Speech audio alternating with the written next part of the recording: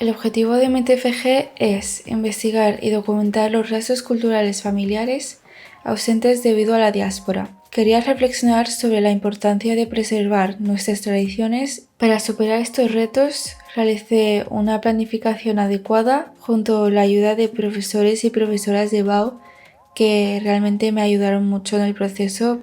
A través de lectures, referents i entrevistes amb experts, he pogut crear i comunicar un relat crític, mitjançant les tècniques i metodologies que m'ofereix el disseny.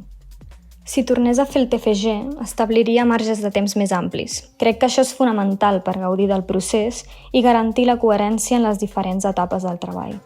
Un dels reptes que m'he trobat des d'un principi ha estat el d'aconseguir lligar conceptes que de primer semblaven no estar relacionats. Això m'ha portat a construir una narrativa amb un sentit que fos coherent i que em portés cap a un objectiu.